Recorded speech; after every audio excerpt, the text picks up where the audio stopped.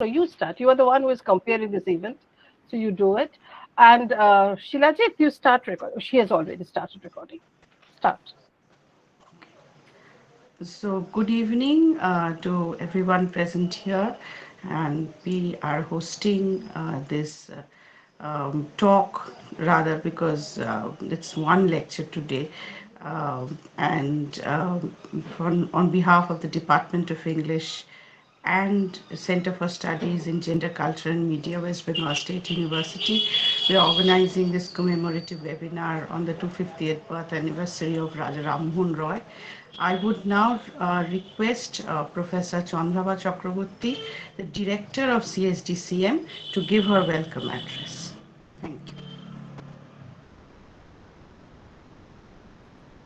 Please unmute yourself. Yeah.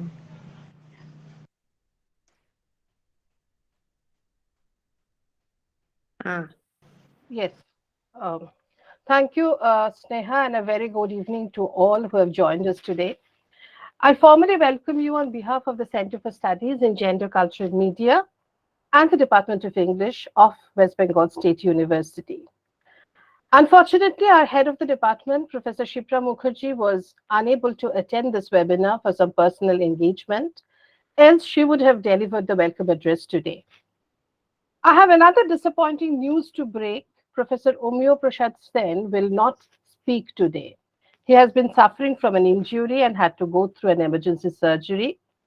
This has come as a last minute shock for us. By this time, the poster was circulated and it was almost impossible to reorganize the event in such short notice. Professor Sen has been quite enthusiastic about this webinar and he has asked me to reschedule his lecture. This will be planned as another webinar on colonial modernity along with other speakers.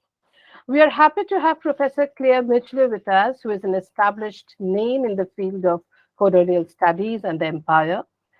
So there is no need for me to say much on Raja Rammohun Roy.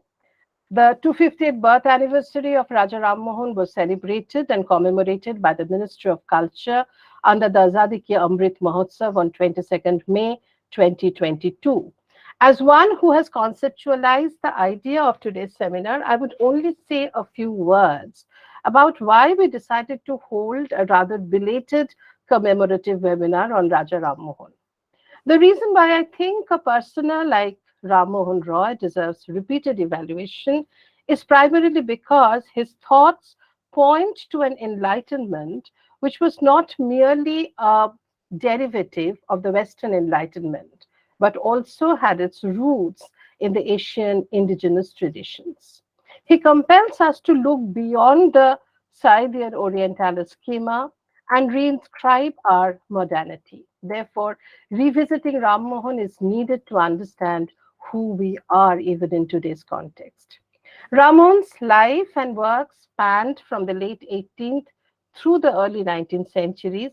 It was a time when India did not emerge as a nation and the devious nature of colonial rule was not yet fully manifest. In Ramon's days, India and the West remained fluid signifiers, India standing for a conglomeration of several native states owing their allegiance to the declining Mughal Empire, and also loosely meant the South Asian subcontinent. The West signified Europe, North America, and more particularly Britain. Intellectually, it implied a long cultural tradition that can be traced from the classical period through the Renaissance, Reformation to the Enlightenment. Rammohun inhabited a vibrant public sphere in which the colonial hierarchies had not yet become ossified and the traveling discourses were being continually deterritorialized and reterritorialized. Uh, he therefore inhabited a transcultural space and produced a cognitive map for reviewing India's past and present. His articulations penetrated colonial power structure and also modified the equation between the center and the Indian margin of imperial Britain. Amitav Ghosh pertinently recognized that India has always been constituted as much by the notion of the periphery as it has been by the notion of the center. With this, I turn to Dr. Sneha Chaudhary, who is comparing today's event. Thank you.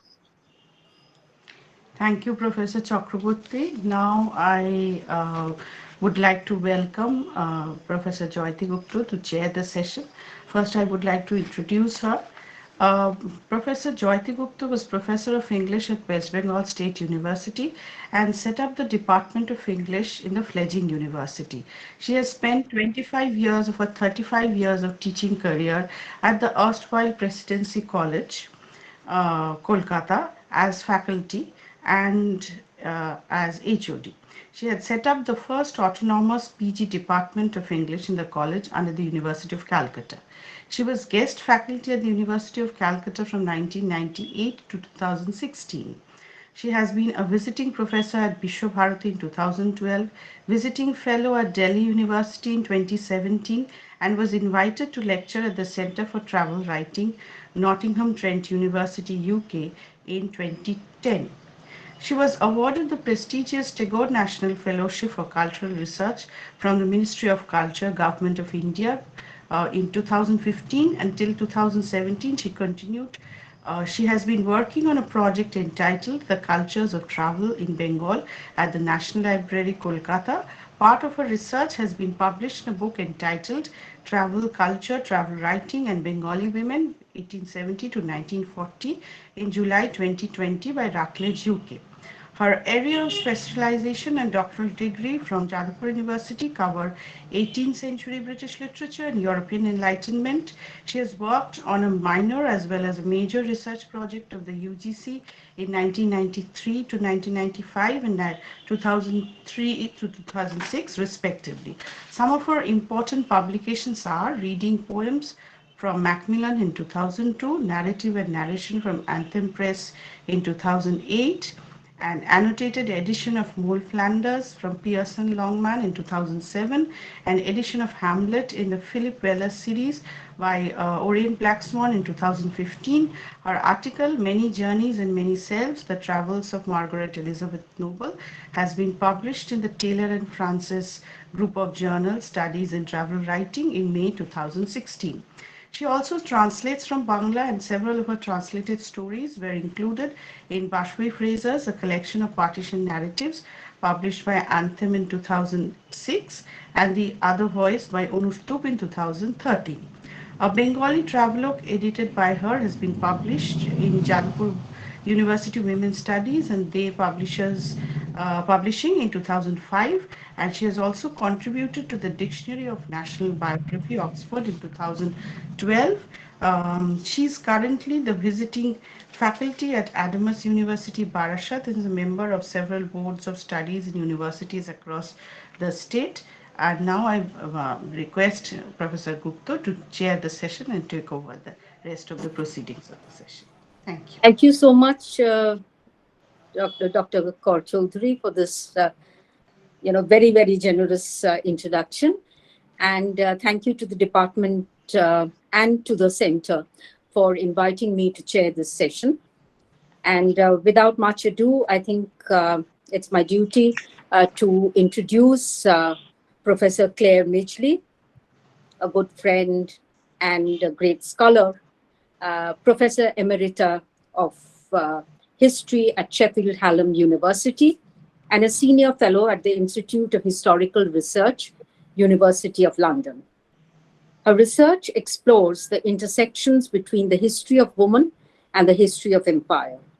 Her publications include Woman Against Slavery, Routledge, 1992, Gender and Imperialism, Manchester University Press, 1998, and Feminism and Empire, Routledge, 2007. Her research also explores cross-cultural connections between an Indian religious and social reform movement, the Brahmo Samaj, and Unitarian reformers in Britain and the US. And so it's, extremely, fortunate for us that she would be talking about Rammohun today. Midgley's particular focus is on female activism and exchanges on the woman question over this period, 1820 to 1930. She has published articles relating to the project in the Historical Journal and Women's History Review and Gender and History. Professor Midgley was president of the International Federation for Research in Women's History between 2010 and 2015, and organized conferences on women's histories, local and global, in Sheffield, UK in 2013, and on women and modernity in China in 2015. So welcome to Professor Midgley for enlightening us on Rammohun, the Brahmo movement and Unitarianism. Thank you so much. Thank you very much, Jyoti, and thank you, Chandravaga, for inviting me to give this seminar. It's really lovely to be here, if only virtually. And I'm sad that Amir Sen couldn't take part as well, because I was really looking forward to hearing his talk. I would say I make absolutely no claims to be an expert on the life of Rammohun Roy. I was leaving that to Amir Sen, but I hope that I can offer a slightly new angle on the conceptual relating to the conceptual framework for this seminar, which is revisiting Rammohun Roy, and in particular this question of exploring the possibilities for cross-cultural contact zones and for how one starts to find somewhat new ways of writing this history, which was both a history to do with colonialism and a history to do with cross-cultural exchange and the relationship between the two of the things. So I'm not going to attempt to show any PowerPoint slides. You might be relieved to hear. And just going to give a straightforward talk for about 40 minutes, and it will be lovely if we could have some discussion afterwards, if at all possible. I'm going to read out my paper, but hopefully, first of all, just to make sure, can you all hear me clearly? Am I about the right loudness for people? Yes, we can hear you clearly. Yes. Thank you. Great. Okay. Lovely. So, as Jyoti pointed out, I've already published quite a lot of things relating to this broader project, exploring Brahmo-Unitarian links and the woman question. This seminar is focused around Rammohun Roy, and I've done two pieces of work specifically around Roy so far, one of which was looking at the way in which his transnational commemoration of his life kind of was a very important kind of thread which kept the links between Unitarians in the West, and particularly in Britain, but also in the US, and the Brahmo Samaj in its various different incarnations alive through various periods of complexity and less close collaboration. So that's one sort of angle I've looked at, which sort of relates to that portrait that's on the poster advertising this talk. I believe that this is a version of a portrait that was commissioned actually by a Unitarian woman in Bristol, the big old painting that's now in Bristol Museum. And I think this is a version of it, possibly in a museum in Calcutta, but someone can enlighten me on that one. So the other aspect of Rammohun Roy I explored in some depth is looking at the period of the 1820s, when he collaborated very closely with a guy called William Adam, who had come out to India as a Baptist missionary. And they ended up forming a society together called the Calcutta Unitarian Committee. I think this committee, the significance of this committee has been really underestimated in previous scholarship. And I'm hoping I was hoping that by looking more closely at this committee, and particularly at kind of some new sources around this committee that haven't been looked at before, that this throws some light on several topics. One is the origins of the Brahmo Samaj and the roots and the foundations of the Brahmo Samaj. The other is the origins of cross-cultural collaboration between Brahmos and Unitarians. And the third one is the origins of a distinctive approach to Christian mission among Western Unitarians. So I'm going to try and, kind of bring out particularly Roy's involvement in this committee and its significance. And I also, as well as kind of drawing on this new empirical research, I think part of the purpose of this seminar was try to start to debate some conceptual frameworks for understanding relationship between Roy and Western reformers. So I'm going to bring in this concept of cosmotopia, which you can see in the title of the paper, Rammohun, Roy and Cosmotopia. I believe this is a useful conceptual framework for interpreting the collaborative intercultural spaces that Rammohun and William Adam, together created through the foundation of this committee.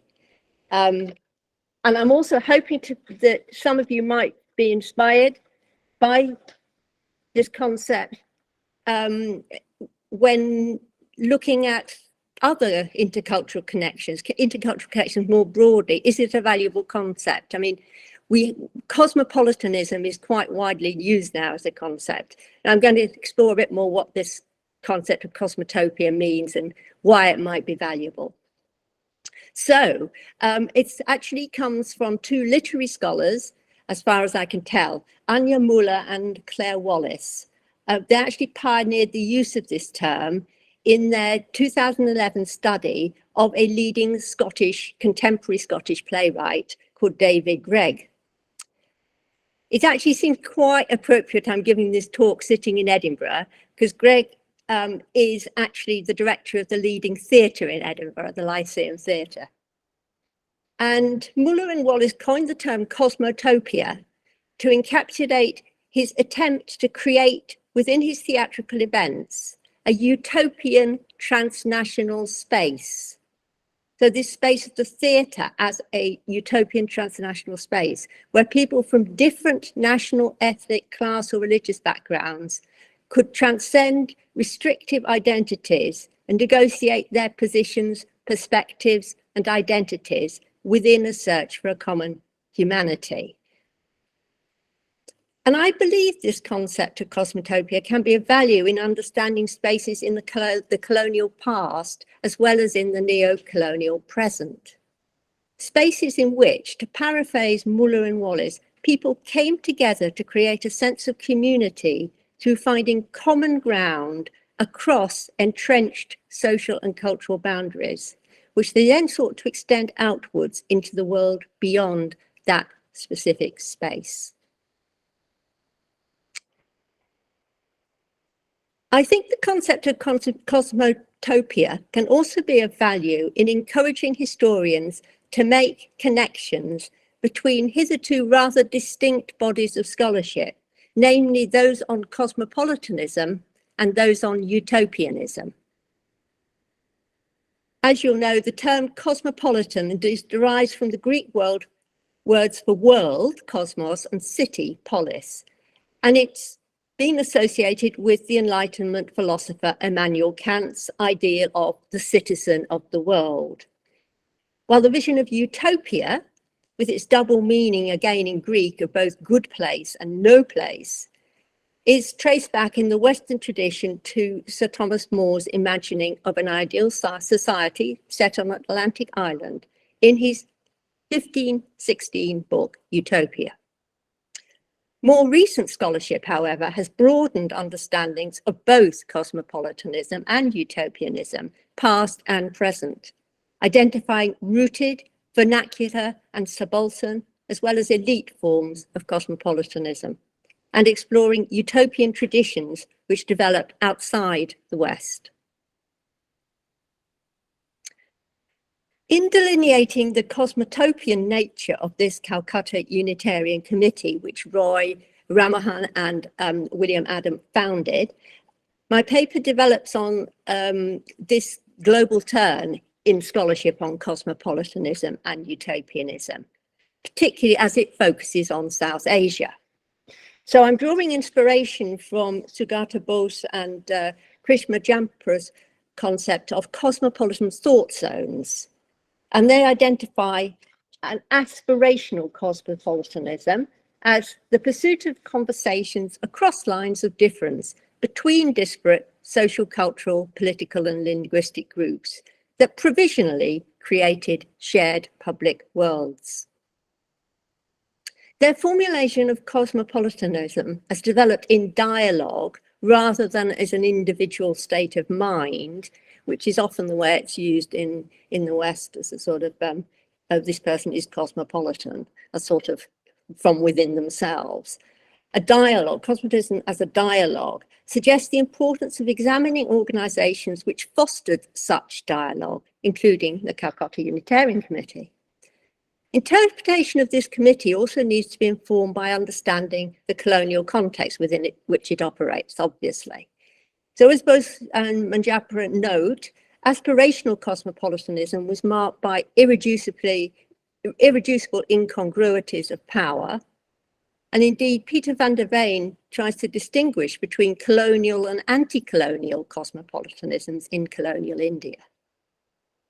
Bonita Bagchi, in contrast, avoids such a binary model in her analysis of the distinctive trajectories of South Asian utopianisms, emphasizing how these developed in the especially hybridized world set in place after the onset of British colonialism. And I personally don't find attempts to make a complete sort of colonial, anti-colonial cosmopolitanism very valuable. I think we need to think about cosmopolitanism and the forms it takes within colonial contexts. Most of the utopian women and men Bagchi discussed were Bengalis closely linked with the Brahmo Samaj in the late 19th and early 20th century. But I think it raises the interesting possibility that elements of their utopianism might be traceable right back to Rammohun Roy and the early days of the Brahmo Samaj.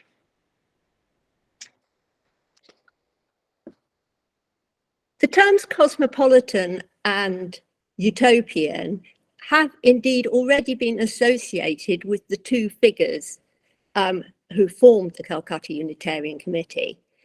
As far as cosmopolitanism goes, Amir Sen himself has argued that Rammohun Roy was a rooted cosmopolitan, while Daniel White has emphasised his role in creating a cosmopolitan world, connecting British Unitarians and Indian religious and social reformers. So we've got that already, that sense of Roy as a cosmopolitan, though you'll have to enlighten me about this, but as far as I know, there's not been really any discussion of the possibility of Rammohun Roy being a utopian thinker as well as a cosmopolitan.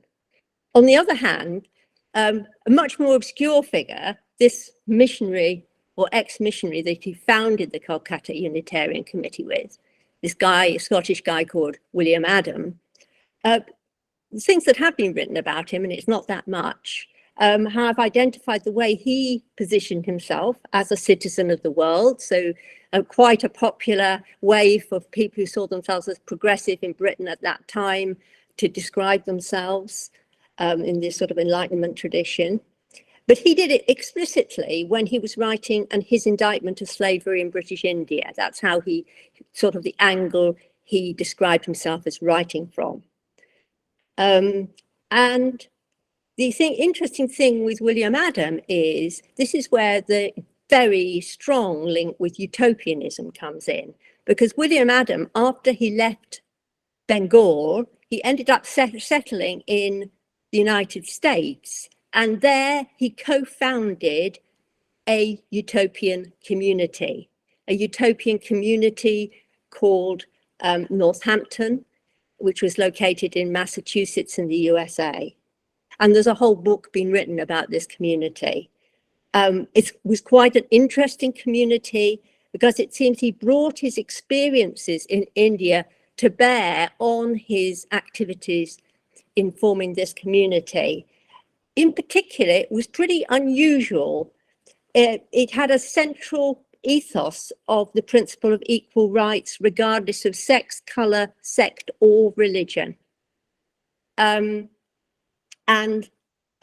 think there's some kind of sense of it was unusual because it had free African Americans, anti-slavery campaigners who became full members of the community, including the famous Sojourner Truth.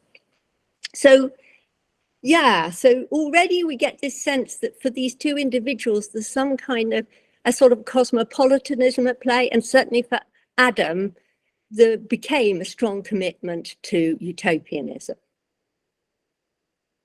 So next section of the paper, I'm going to look a little bit at early colonial Calcutta, within which, and the meeting of Rammohun Roy with William Adam around questions of colonialism, cosmopolitanism, and religious controversy. So this committee, the Calcutta Unitarian Committee, was founded in 1821. So we're thinking about Brahma Samaj founded 1830, so, you know, a decade earlier. It was founded by men from two very different backgrounds, obviously. A prominent Bengali intellectual and religious and social reformer, Rammohun Roy, already well known not just in Bengal, but also on the international stage, and a rather obscure figure, an excommunicated Scottish Baptist missionary called William Adam. So Calcutta at this time was, of course, not only the hub of British imperial power in India, it was also a very cosmopolitan port city with a growing population of diverse ethnic, linguistic, and religious backgrounds. It was within this milieu, as Brian Pennington has pointed out, that individuals such as Rammohun entered into a dialectic space in which they endorsed and promoted British publication of ancient texts and translations, resisted missionary polemic, and experimented with modifications, alternations, and innovations in Hindu religious form. And here again, we see this phrase, dialectic space. It sort of echoes a bit Bose and Manjampura's idea of dialogue as central to cosmopolitanism. To the anger of orthodox Brahmins, Rammohun began to develop and promote a monotheistic interpretation of Hindu sacred texts, arguing their essential message articulated in the Vedanta was that of a unity of the supreme being, and condemning the practice of worshipping a multiple of manifestations and images of this supreme being. One of the first organizations he set up related to his religious reform agenda was in 1815, when he gathered together a group of Bengali intellectuals in an association called the Amir Shaba to challenge the religious establishment. In an English language letter published in 1819, Rammohun refers to this association as the Brahmu, or Unitarian Hindu Community. I think this indicates that he was already seeing parallels between his monotheistic version of Hinduism and the Unitarian version of Christianity, though he clearly rooted his own approach in Hindu rather than Christian scripture, and used other terms such as Hindu theism or the monotheistical system of the Veds in translating into English his religious ideas in 1820. By this time, Rammohun was already becoming well known in British and American Unitarian circles as a highly innovative and outspoken religious thinker and social reformer. And Western Unitarian admiration for Rammohun only increased with the publication of his tract, The Precepts of Jesus, in 1820. In complete contrast, publication of this tract marked an abrupt end to Rammohun's hitherto cordial relationship with Baptist missionaries based at Serampore, who'd hitherto harbored the hope that his advocacy of Hindu monotheism was merely a staging place to becoming a Christian convert. Baptist indeed condemned his tract as the work of a heathen who was seeking to undermine orthodox Christian doctrine, especially around the doctrine of the Holy Trinity and the idea that Christ was co-eternal and consubstantial with the Father. He partook of divinity. However, to their horror, having the Baptist leaders, condemned Roy's interpretation of Christianity, their very own missionary, only arrived in Calcutta about a year before, William Adam, had started to become persuaded by Rammohun Roy's arguments about the correct interpretation of the Bible. He'd actually been working closely with Rammohun on new translations into Bengali of the four Gospels, because Rammohun had said that these translations that exist into English are just not accurate. There need to be new, more accurate one made. However, under Rammohun's influence, he decided that Christian Orthodox doctrine was in fact wrong, and he publicly rejected the doctrine of the Holy Trinity and avowed himself a Unitarian. This resulted in his excommunication from the Baptist community in Calcutta and dismissal from the Baptist Missionary Society by its headquarters in Britain. He was derided by former missionary colleagues as the second fallen Adam, and the Reverend William Ward of Semirapur wrote angrily, "The heathen Rammohun Roy converting a missionary, how we are fallen." Okay, so I want to move on now to a section called Cosmotopia Created, the Calcutta Unitarian Committee. So these were the dramatic circumstances in which the Calcutta Unitarian Committee was born. It was jointly founded by William Adam and Rammohun Roy in September 1821. The committee sought to bring together prominent Brahmins who were friends of Rammohun's and supporters of his agenda for the promotion of religious monotheism and social reform among Hindus into dialogue and a collaboration with British and European residents of Calcutta who saw themselves as Unitarian Christians. For Roy, the committee acted as an important new associational focus following the demise of the Amritsar Sabha in 1819, the 2 years before this committee was formed. For Adam, unemployed and ostracized by his former Baptist missionary brothers, it provided a new spiritual home and opened up the prospect of funding, employment contacts, and entry into elite cross-cultural networks in the city. For both men, it formalized their earlier collaboration in promoting a Unitarian interpretation of the Bible. The committee also provided a space to foster broader collaboration between Unitarian Christians and Hindu monotheists. Adam and Rammohun were joined by George James Gordon, a merchant of the firm of Mackintosh & Co., who acted as treasurer, William Tate, an attorney, and Dwarkanath Tagore, a prominent or extremely prominent and wealthy businessman. These three British and two Bengali men formed the stable core of the committee throughout its life, and it lasted until the late 1820s. 7 other British men served on the committee at various stages, as did Prasunna Kumar Tagore, a lawyer and a campaigner against sati. While Europeans did outnumber Bengalis on the committee, the 3 Bengali members were very high-profile individuals, and the committee did succeed in bringing into voluntary collaboration on the basis of equality Europeans and Indians, Hindus and Christians. I would argue that it created a cosmotopian space within this Calcutta colonial environment, which of course was marked by racialized hierarchies of power and strongly by hostility between Orthodox Hindu religious leaders and conventional Orthodox Christian missionaries. From the outset too, the Calcutta Unitarian Committee positioned itself as an outward-facing hub of communication. Its founding rules stated that Unitarians in India, England, and America shall be invited to cooperate with this committee. This cooperation was fostered by both Adam and Roy, who initiated parallel streams of correspondence with leading British and American Unitarians. Of course, the committee was also a highly imperfect cosmotopia. It was exclusively male, it was socially exclusive in class and caste terms, and it included no Muslim members.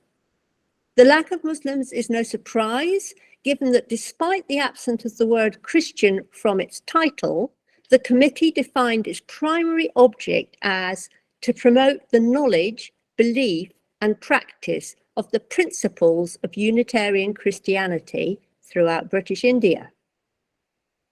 What I think requires a bit more explanation is why Rammohun, despite this restricted single faith objective, was keen to join with Adam in creating the committee, and why the committee included Hindu reformers. And I think to understand this, you need to explore the differing approaches to religion coming from Adam and from Rammohun, and unpick the differing but complementary agendas they were both able to pursue under the umbrella of this committee. Adam, in becoming a Unitarian, had aligned himself with a strand of Protestantism that was not concerned with saving heathen souls from eternal damnation through conversion, as the Baptists were. Unitarians did not believe in the Calvinist doctrine of original sin. Adam did, however, continue to believe in the superiority of Christianity over other religions. And he wanted to promote Unitarian Christianity in India, first by getting support from among its European Christian population, then by focusing on what he described as the influential classes of the native community. He had a hope that Rammohun's Hindu monotheism and his reverence for Jesus's teachings would, in the long term, become a kind of bridgehead to the spread of Unitarian Christianity through India. Rammohun was also his friend and the person who had converted him from Trinitarianism to Unitarianism. Rammohun himself shared with Adam a rationalist approach to religion. However, unlike Adam, he was a universalist in the sense that he identified common ground between different religious traditions in an underlying fundamental belief in one supreme being. His approach was also eclectic. He wanted to draw on what he identified as positive aspects of Christianity, and in this spirit, he was happy to join with Adam in promoting knowledge of the Unitarian form of Christianity in India, and in presenting Jesus to Indians as the most inspirational moral and ethical teacher the world had yet seen. However, Rammohun, of course, remained a Hindu and drew on Hindu sacred texts as the source of authority for his monotheism. His key objective was to reform Hindu religion and culture from within. So how was the committee able to square its interfaith membership with its aim of promoting Unitarian Christianity? Well, one way it did this was through very careful wording of its key aim, and also, secondly, in a practical way, through articulating a very wide range of means of achieving this object of promoting Unitarian Christianity. So first of all, on its founding, it completely avoided the standard Christian missionary language of the conversion of the heathen. Instead, it emphasized the diffusion of religious principles rather than doctrine. In this way, I think it opened up this cosmotopian space for active contributions by both Hindu monotheists and Unitarian Christians. Positioning itself as an endeavor to open up Indian minds and hearts to rational and thus true religion, it left the definition of these terms open to both Christian and Hindu inflected interpretations. Both Adam and Rammohun used these terms, particularly this term true religion, but I think it meant different things to each of them. The committee also laid out an ambitious pathway to achieving its aim of diffusing true religion.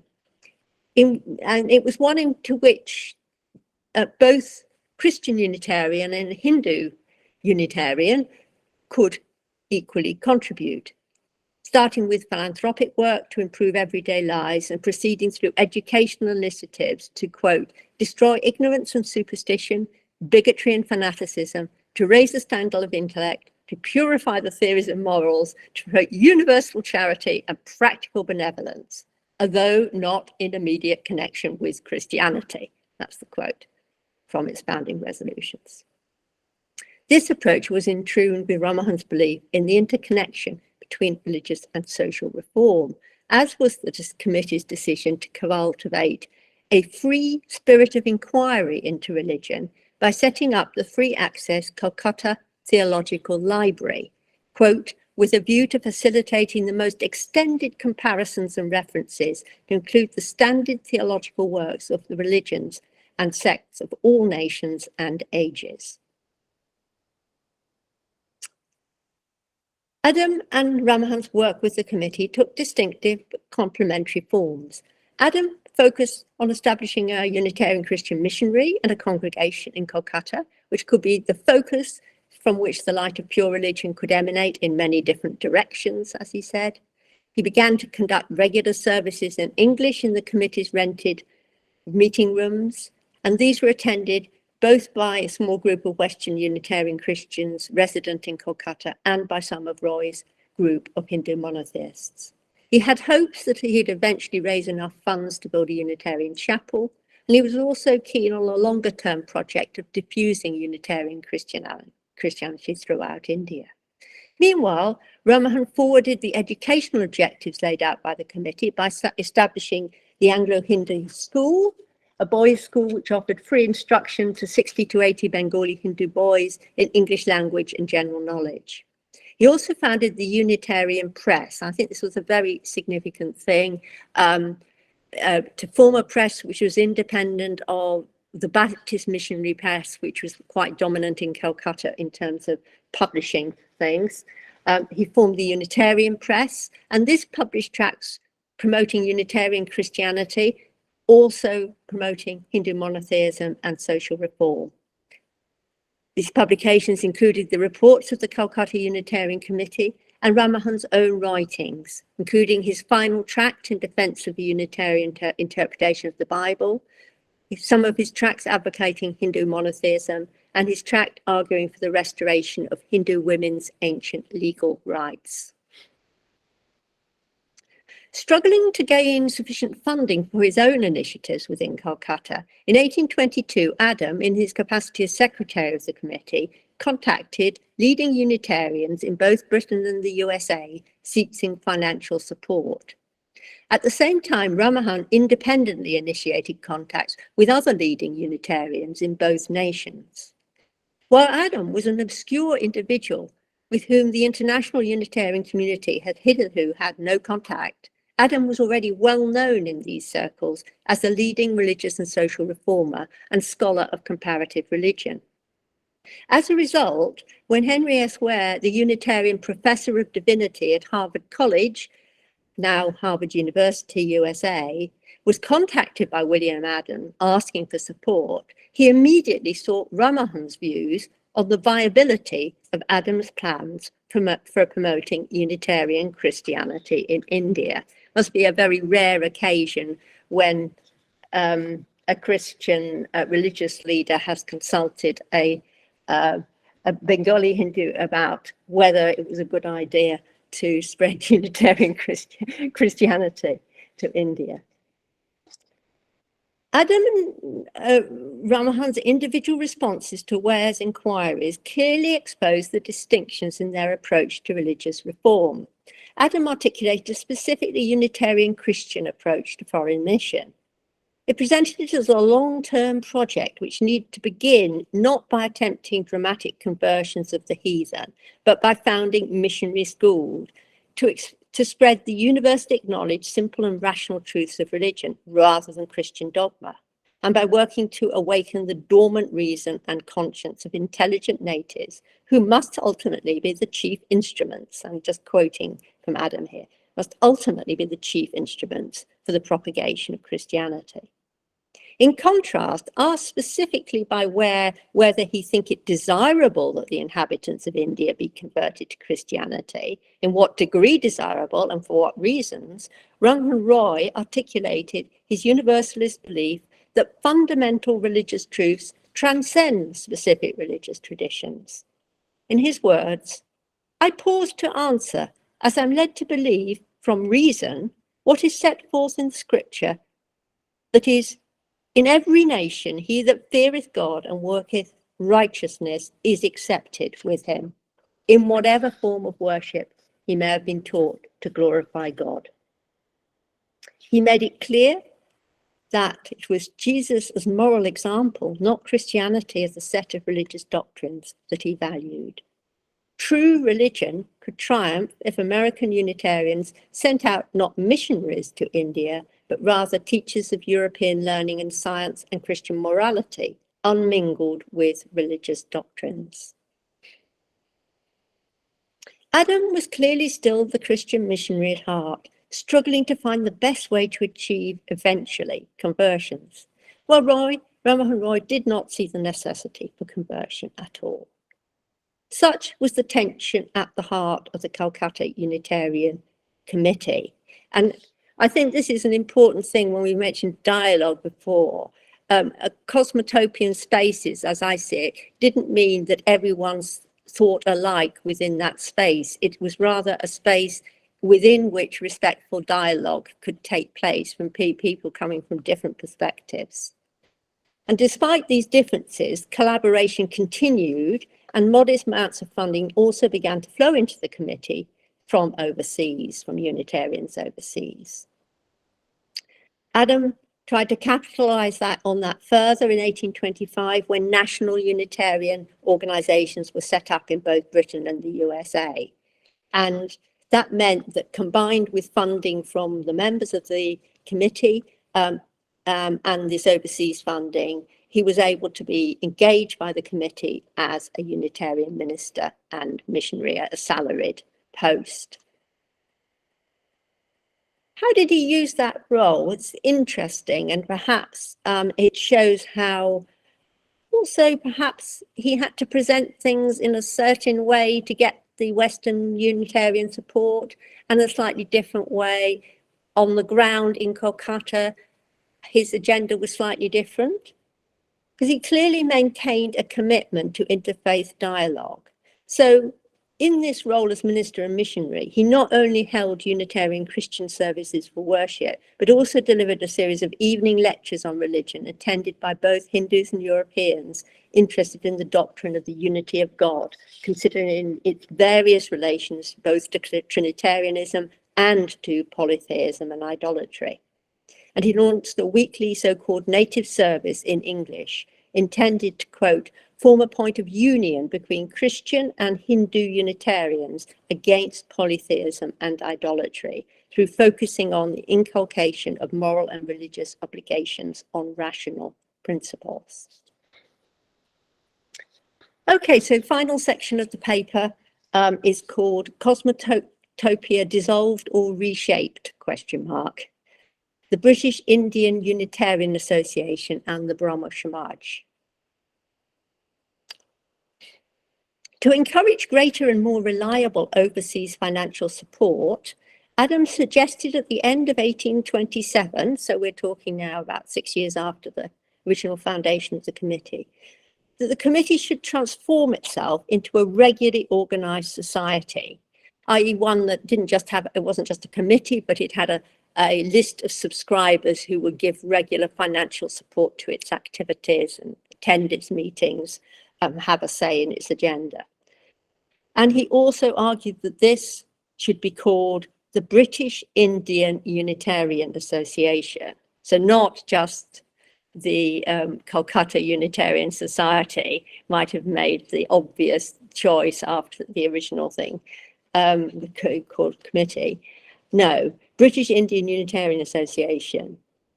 Now, I think this new name kind of carried with it a closer alignment with the British colonial presence in India, and it may well have caused concern among the Bengali members of the committee. Dwarkanath Tagore indeed successfully proposed that the new organisation should have exactly the same objects and principles as the Calcutta Unitarian Committee, and that it should also have the same, initially at least, have the same both European and Bengali committee members. So he was clearly attempting to make this into a seamless just expansion, not a transformation of this organization. However, William Adam and Rammohun Roy clearly had different visions of the priorities of this reorganized group. Adam's focus was on close collaboration with Western Unitarians seeking to establish a Christian mission in India, whereas Rammohun envisaged expansion beyond Kolkata as a collaborative effort between Christian Unitarians and Hindu monotheists, and the encouragement of, quote, all Unitarians, whether Christian or Hindu, to form themselves into associations auxiliary to the British Indian Unitarian Association. In the event, Adam's own plans did not thrive because he was simply unable to build up a solid Unitarian Christian congregation in Kolkata. Some claim it was because he was actually rather a bad preacher and not very charismatic, and people got quite bored with his talks, but that may be completely unkind and unfounded rumour. And this happened despite Rammohun Roy's continuing generous financial support. In fact, Roy offered to underwrite the cost of building a proper Unitarian chapel in the city at this time, but there just wasn't the congregation there to sustain it. Struggling to support his family, and I should say in brackets here, poor wife probably, question mark, he had married the daughter of one of the prominent Baptist missionaries at Serampore before he then defected to the Unitarians. We have no idea. I have not been able to find out what his wife thought of this defection, but obviously financially it had a pretty bad impact on the family. So he felt he could no longer justify being paid the salary of missionary and minister. He simply had to focus more time working as a journalist to earn more money. So in a sense, his initiatives kind of were fizzling out. They were hitting a brick wall. And really what we can see now is how the initiative really passes on to Roy. So only 8 days after Adam wrote that letter of resignation, he sent to the other committee members, the Unitarian committee members, a circular letter from the Hindu Unitarian Association. This was a group that Rammohun Roy had just set up. Adam described this as an institution just formed in the city with a view to extend the knowledge and worship of one God among the Hindus in opposition to the prevalent idolatry. Adam acknowledged that in the great work of moral and religious regeneration of India, the Hindus themselves, if not the first, must be the principal agents employed.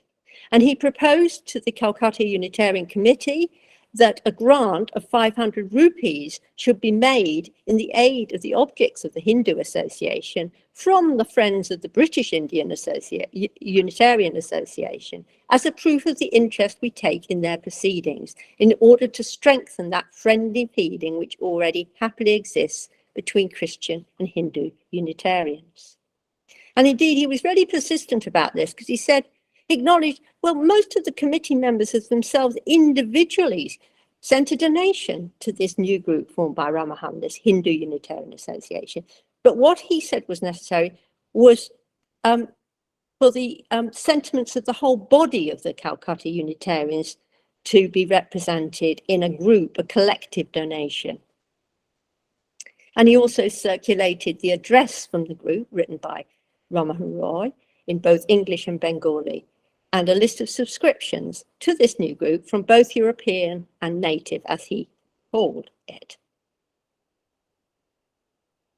The committee members, the Calcutta Unitarian Committee members signing off on this report, included Rammohun Roy himself, the founder of the new organisation.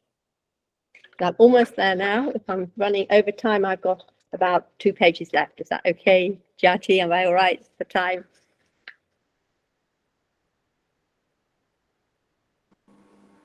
No, I think you should continue. It's fine. Okay, lovely. The new evidence provided by the Calcutta Unitarians memorandum book, and this is a really interesting, it's like a thick minute book, I don't know if anyone has actually looked at it before, because it was buried in the Unitarians' own archives in London. It's only recently gone into the Dr. Williams Library, which is a kind of dissenting religious library in London. Anyway, this memorandum book, from which I've been drawing some of this material, I think enables an important clarification of the relationship between the Calcutta Unitarian Committee as it and its reformed version, the British Indian Unitarian Association, the relationship between that and this new Hindu group founded by Rammohun Roy, the Hindu Unitarian Association, which was later to be renamed the Brahmo Samaj. This group was the origins of the Brahmo Samaj, this Hindu Unitarian Association. Rather than the breakdown of collaboration between Rammohun and Adams suggested by some previous scholars, the records not only show that at Adams' instigation, the old association publicly lent its support to Rammohun's new group. In addition, both Rammohun and Dwarkanath Tagore continued to be members of the original association's committee until it was formally wound up at Adams' instigation at the end of 1829. Adam had in fact been enthusiastic about the idea of forming Hindu Unitarian auxiliaries to the British Indian Unitarian Association in Calcutta, harbouring the hope that they would only be nominally Hindu and would lay the ground for Unitarian Christianity. Rammohun had himself formally proposed the formation of auxiliary associations to the British Indian Unitarian Association. And he may even have considered, initially at least, positioning his new organisation as such an auxiliary. However, he decided to found an independent organisation. This was probably partly because the association was clearly faltering, the British Indian Unitarian Association, following Adams' resignation as minister and missionary. But obviously also partly because he wanted to make the new group that he founded attractive to a much wider range of Hindus who could support religious and social reform, but did not want to be associated in any way with the explicitly Christian agenda and the British colonial links of the association. To Adams' deep disappointment, the religious identity of the new group was explicitly based in the Hindu Vedas, with no reference to the Christian scriptures. It was sort of an end of a dream for Adam, really. He wrote to his American Unitarian backer, Joseph Tuckerman, at the beginning of 1829, there's been formed a Hindu Unitarian Association, the object of which, however, is strictly Hindu and not Christian. This is a basis of which I've distinctly informed Rammohun and my other native friends that I cannot approve. We'd reached the limits there of the dialogue, in a sense, between Rammohun and Adam, I think. By 1830, when the new group established its own place of worship, Rammohun had ceased to refer to it as the Hindu Unitarian Association. It had become the Brahmo Samaj, or Society of Worshippers of the One Supreme Being. William Adam had already made the decision to wind down the British Indian Unitarian Association and to return funds to subscribers.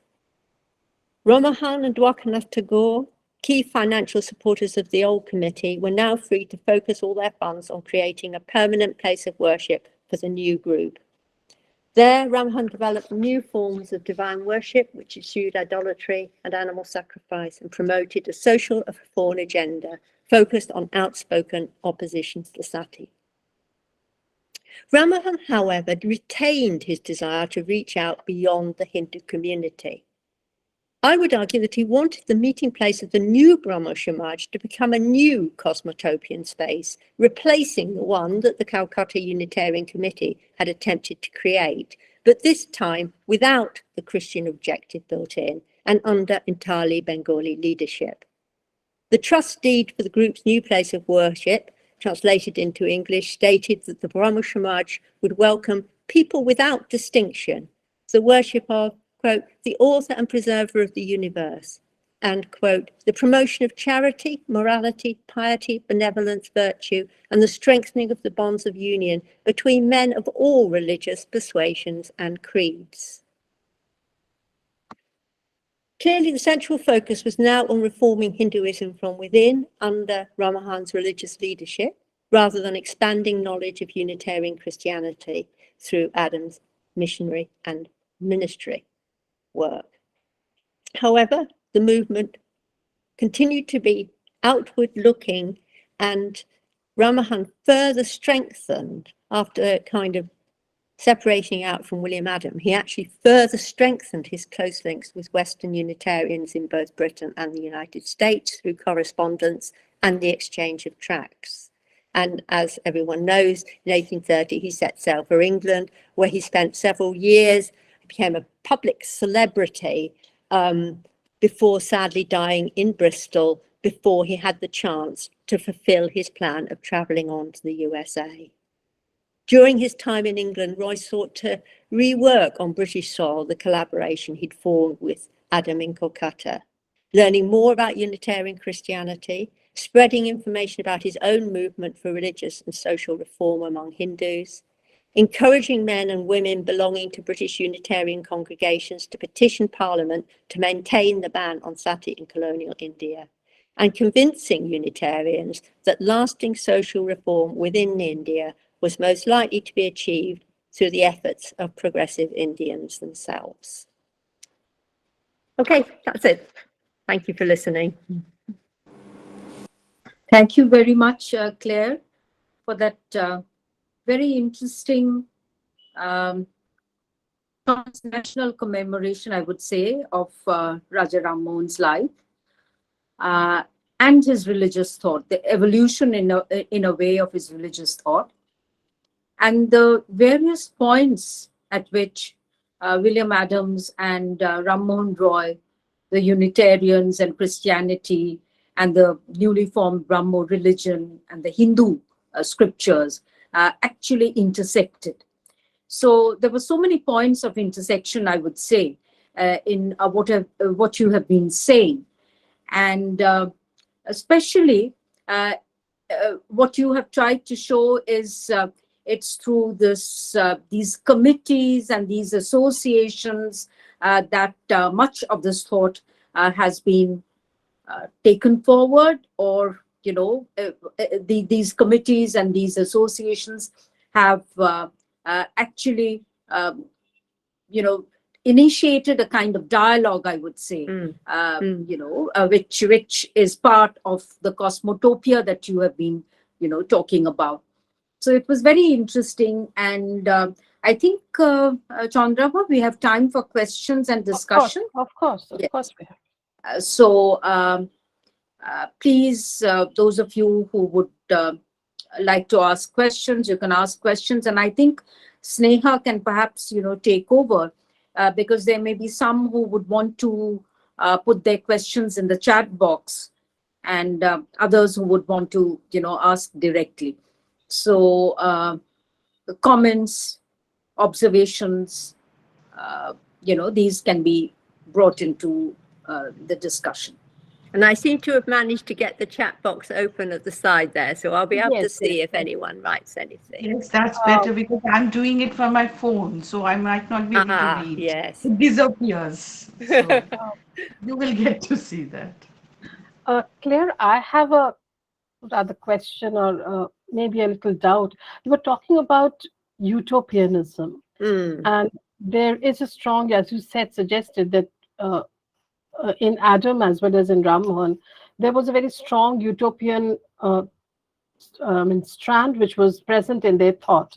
Now, when Rammohun was actually advocating rationally explicable religious practice, he was, as far as I have understood it, he was trying to attempt or link three discordant religious faith: Hinduism, Islam, and Christianity. And Hinduism and Islam, they were always quarreling. And Christianity, they were sort of, the Christian missionaries were trying to take advantage of the situation and convert a number of Hindus. So even Shushavan Shorkar, the historian, Marxist historian, he finds in Rammohun's Vedantism a strategy to expose people to theological debates in order to arouse community consciousness. So Rammohun's reformism could also be placed in the crucible uh, over authority in colonial Bengali society. So what do you have to say to this? Can you just repeat that last question? Yeah, the last is when we talk about Rammohun's reformism, Yeah. we can also place it uh, in the context of the context of kind of a quarrel or conflict over authority, uh, question of authority in colonial Bengali society. Yes, and do you mean within colonial Bengali society, between the British colonizers and Bengalis, or within Bengali? I mean, both ways. In both ways. Within the Bengalis, Yeah. because whatever Rammohun had to implement, he had to convince the British colonizers that whatever he's doing is as per the original Hindu Shastric dictum. So Yeah. that was there. And for that, he also had to kind of create a consensus within the Bengali society. So it is both inter and intra that I feel. Yes, and I think that my own particular expertise or strength, in a sense, is looking at his links, kind of reanalyzing and re-understanding his links with Western Unitarianism. I don't think that I have sufficient knowledge of the various other engagements he's had, for example, that I might get from looking at Bengali language sources. Also, I know from my secondary reading, the way in which his own religious beliefs did develop through his engagement with Islam, as well as his engagement with Christianity. So it was clearly a very, very complex and difficult thing he was trying to do, because he was trying to draw on a lot of different religious traditions, it seems to me, and also persuade his fellow Hindus of the merits of his particular religious approach. And perhaps, it was only a certain sector of Bengali society to which his particular approach, which some might call quite sort of puritanical, appealed. And as far as the utopianism goes, I'd really be interested in hear what people think about this, because I haven't really myself explored. I've only through developing this concept of cosmotopia, I thought it was helpful in understanding this attempt to create dialogue within a particular spaces in a kind of cross-cultural way. But I don't know how much anyone has written about Rammohun as a utopian thinker. I think that, looking at how William Adam set up that community, was the idea of creating these utopian communities in which you could, like a bit like 60s communes, they kind of experiment with different ways of living, which could inspire the wider society. So I sort of saw as, in a way, the committee as a space of experimenting with cross-cultural dialogue, which Rammohun perhaps hopes would inspire the wider society to find a way of doing that which wasn't completely hemmed in by the colonial context in which they were operating. I don't know what other people think of that. Rammohun was not only critical of Hinduism, but he was also critical of conventional Christianity. And in the precepts of Jesus, he was being very selective in exactly what things he should kind of put forth. Just as, when he was translating or making an abridged version of the Vedanta, he was selective in kind of underlining certain things and leaving out some other things. So I don't know if I can really think of Rammohun as an utopianist, but I think of him as a great strategist. Right. Right. Yeah. I think we have a couple of questions in the chat box. Yes. Yes. Actually, may I just there is step in a one bit? large May I just step question in? by Shornindu Dam. I think, Yes. Shornindu, you have a question and you say that you are working on these areas, dystopian narratives, etc. So why don't you, directly ask that question and explain, what you have to say? Swarnendu? Yeah, thank you, ma'am. Uh, Hello. thing is that first of all, I would like to say that it is a very like enlightening talk. Thank you for that. Actually, I am currently working on dystopian narratives in Indian English fiction, and the title that you have talked about, Cosmotopia. It is like perspective, and it brought into my mind the idea of homotopia, which is seen from a like dystopian point of view, and it is considered to be the flip side of cosmotopia. Homotopia is basically marked by the unified collectivity where an aggressively homogenizing principles operate, and a sort of any form of other is like deliberately subdued in the pretext I of think universalism. I can hear you. You'll say the term homotopia. Am I right? Yeah, yes, The yes. same. To be everything Homotopia. should be the same. Yeah. Correct, correct. In the like pretext of universalism itself, like because of universality, everything needs to be same.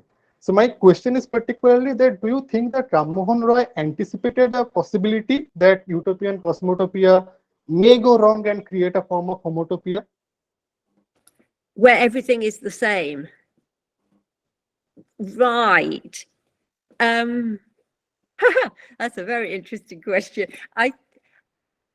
I think his kind of form of universalism, if you can call it that, perhaps was about seeking what was best in different traditions and bringing them together, rather than and seeing that behind different religions, many different religions, was a belief in some kind of one supreme being, and I don't think that was necessarily a homogenizing thing. I think when I tried to stress dialogue in this whole thing, I think he was much more interested in finding out about different things and compare religious traditions, for example, and comparing them, and different modes of thought. He became very interested in Western scientific thought or something.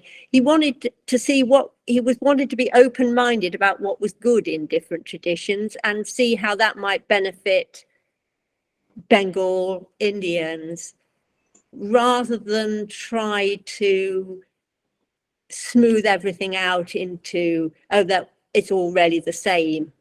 It's already the same. Does that answer your question at all? Thank you very much. Thank you.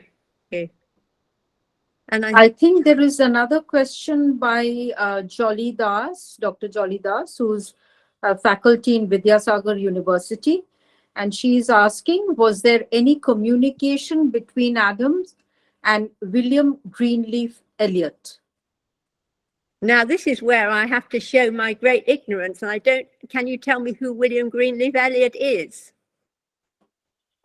He was in St. Louis, and he was one of the founders of Harvard University, and he happens to be the grandfather of T.S. Eliot.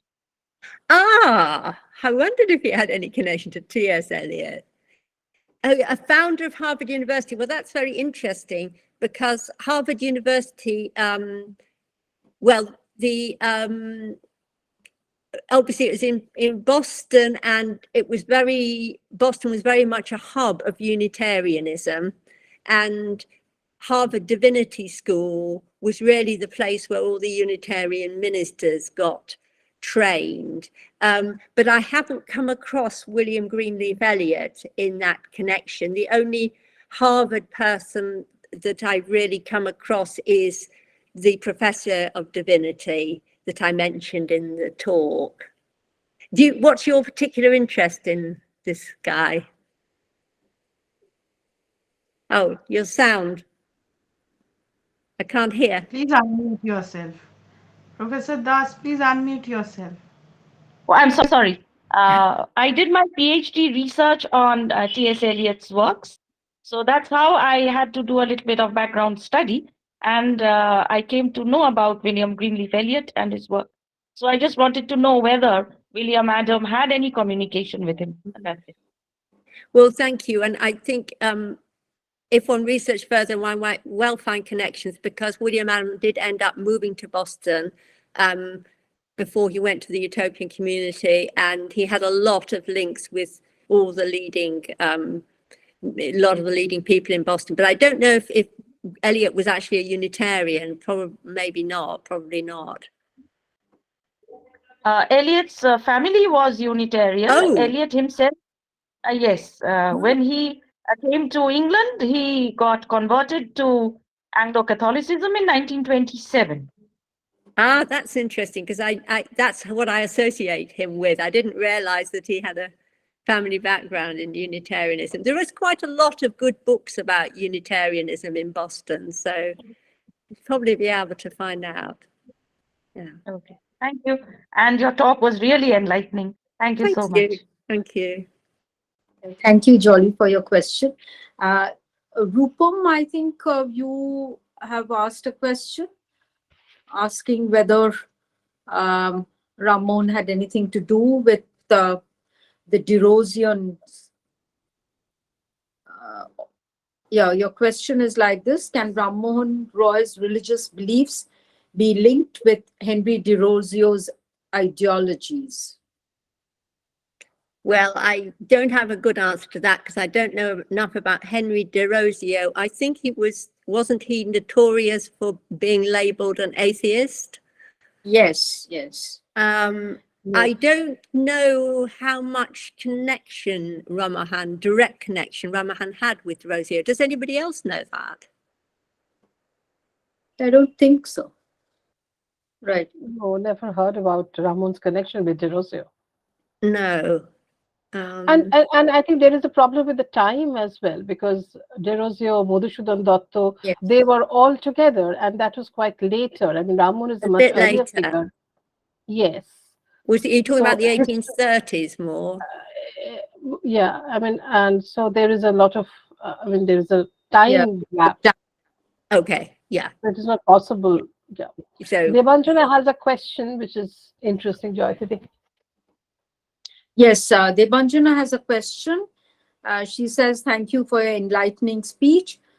But though Roy built Brahma Samaj firmly upon Vedantic spirituality, he contributed an Occidental touch upon it. Was it because of his cross-cultural educational background and association with Adam? okay, that's a really interesting question. And one thing I think is most interesting about that question is that William Adam it was not like William Adam was in Kolkata as a Unitarian and then met up with Adam, and therefore he started to tell Adam about what Unitarianism is and what their approach is to religion. It was sort of the other way round. It was Rammohun, right, through his sort of rational interpretation of the scriptures that convinced Adam that the Unitarian interpretation was correct. And then Adam started to try to make links with Western Unitarians, which he hadn't had at all before as a Baptist. So I think there's an interesting thing there about how the Unitarian developed in Calcutta in this sort of Hindu-Christian context, somewhat separately from the strands of Unitarianism that were developing in Britain and the USA at this time. And this was really when Unitarianism was transitioning from being rational dissent into being a kind of into this sort of sect of Unitarians in both countries and setting up their national organizations. So I think one very interesting thing here is the challenge to the diffusionist model, the old-fashioned diffusionist model of things came from the west to the east, blah, blah. In a way, the debates they're having in the Calcutta Unitarian Committee, and they're reaching out to British and American Unitarians, got those people thinking about things like, do we want to have a mission? We haven't gone in for mission before as Unitarians. Should we have a mission to India? What form would that take? It can't be like the conventional missionary agenda. And I think perhaps that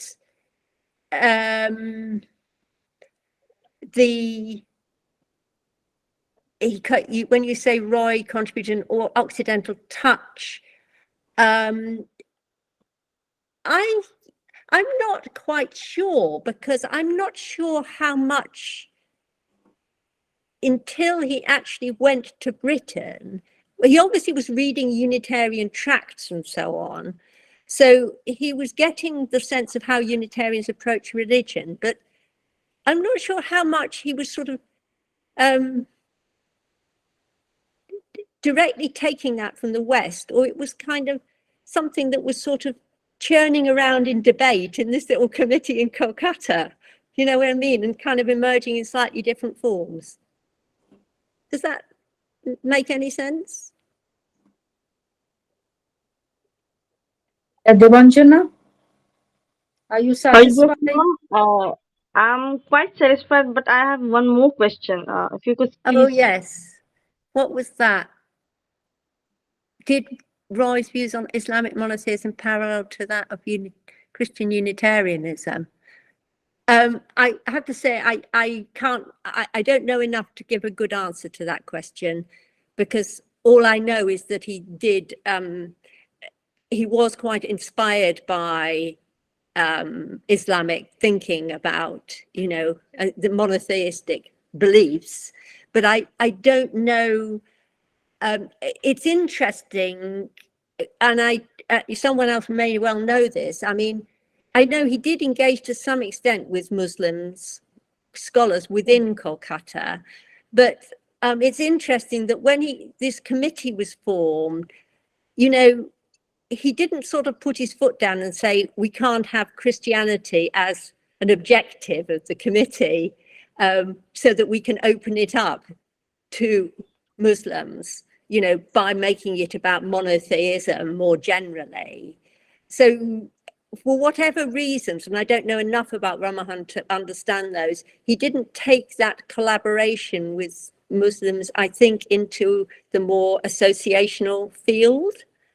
And I don't know if that was coming from him or Actually, ma'am, he learned Arabic and Parsi from Muslims themselves, and then he got in touch with many Muslim scholars. Even that's why I put this question right. forward. Yes. I think that would be a very interesting thing to look at more, because I think probably different sets of scholars have studied his relationship with Islam and his relationship with Unitarianism, and perhaps maybe not enough has been done looking at, the two, if there were sort of links between the two, apart from the general broad thing about monotheism. Yeah. I think there is another longish question from Tanmoy Bhattacharjee. So, yes. Tanmoy, would you like to ask your question? It is not a question. I mean, it is a comment. Yeah, it's a comment. Yeah. It's a comment. But would you like to? About Keshav Chandra Sen and yes. I deliberately didn't try to go on to Keshav Chandra Sen if I talk, because of course, after this early enthusiastic period of collaborative thing between Western Unitarians and Rammohun and the Brahmo Samaj, that all died out for quite a while. And it was really under Keshav Chandra Sen that the whole thing revived. And that's obviously a very important period, because Sen, like Rammohun Roy, comes to Britain, he becomes quite a celebrity figure. He connects up with Mary Carpenter, the social reformer, Unitarian reformer. Then they start these projects about women's education in India. So, and obviously people got very excited, Unitarians got very excited about his religious beliefs and his reverence for Jesus and his writings around Jesus Christ. So I think it's that eclecticism, it's certainly there in Keshav Chandra Sen as well, isn't it? But it seems that he went on a different trajectory in the end, didn't he?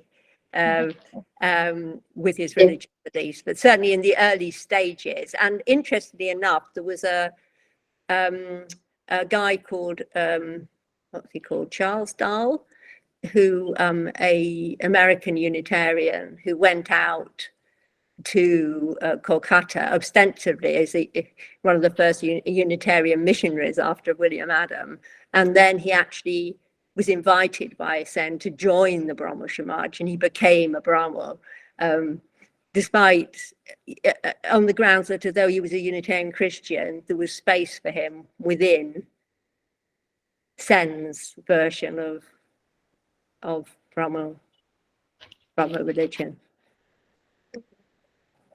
Right. I think, are there any more Ma'am, questions? excuse me, ma'am. It's Shudipto here. Hi. As I am operating from behind the stage, I didn't want to type it out, type the question out, I mean, in the chat box. Can I ask directly a question of you? Yes. Can you switch? Can you put on your Video. Yes, video. Okay, ma'am, I'm trying.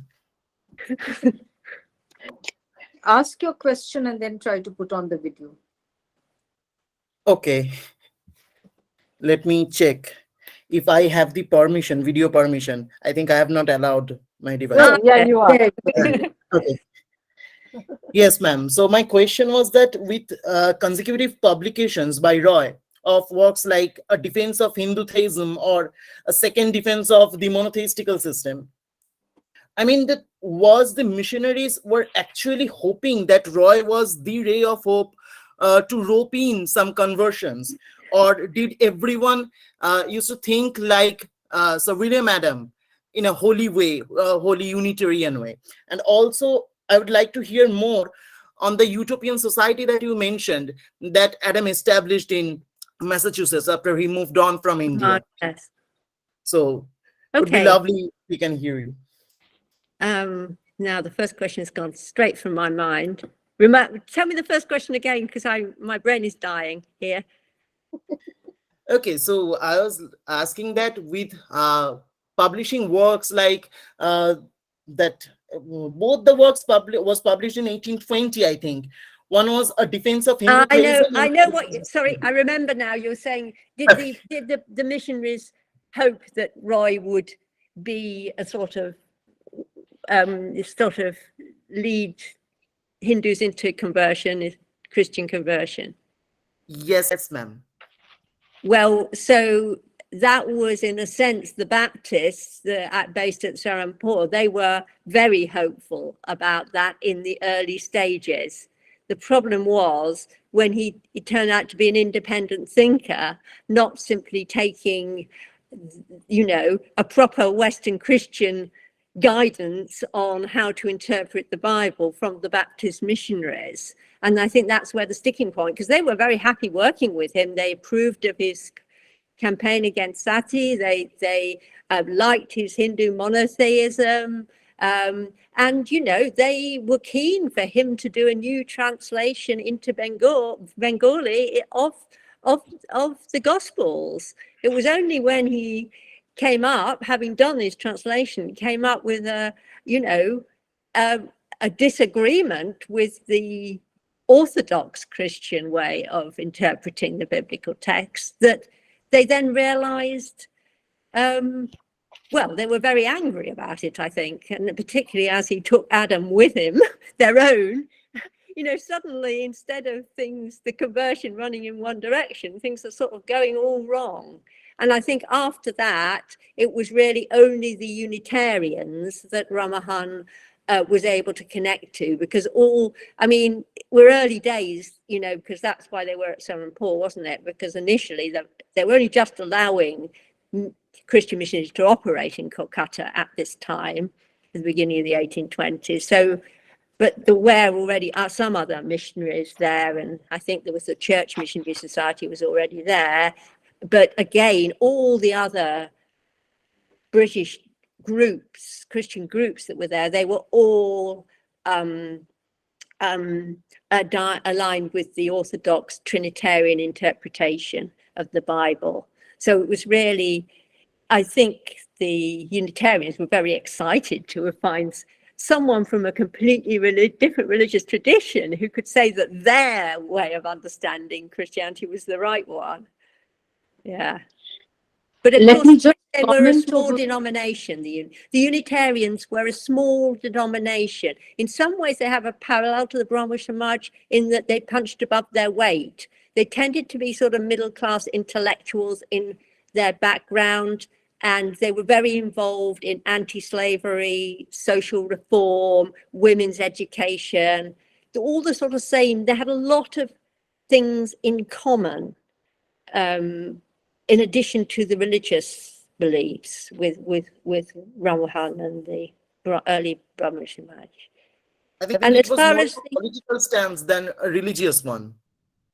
um, yeah, I mean, politically, they were liberals mostly, kind of on the radical end of liberalism, and socially, they were kind of on the radical end of social reform, but very much from a somewhat elite kind of professional middle class or business class sort of background. But as far as the utopianism goes, I mean, that there is a wonderful book about that Northampton community.